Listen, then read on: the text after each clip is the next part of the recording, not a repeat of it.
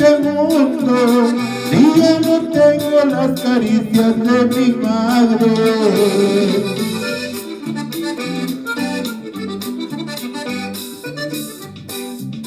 Cuando yo andaba disfrutando de placeres, jamás pensaba que una madre es lo primero.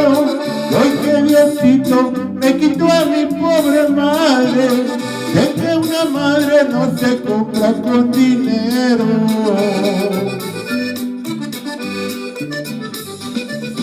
Yo no cambiara ni por mis puñados de oro las bendiciones y el cariño de mi madre. De sangre viva son las lágrimas que lloro, pero es inútil porque ya le lloro tarde.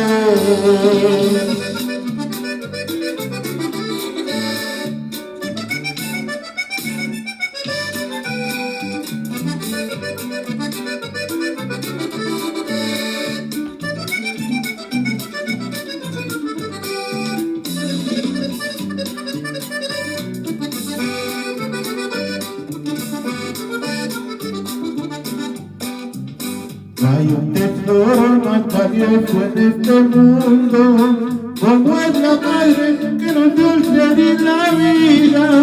Este cariño nos aprecia hasta que muere, se llora siempre cuando ella se ve perdida.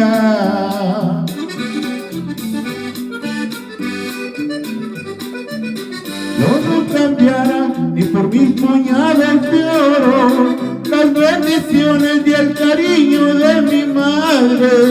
De sangre viva son las lágrimas que lloro, pero es inútil porque ya le lloro tarde.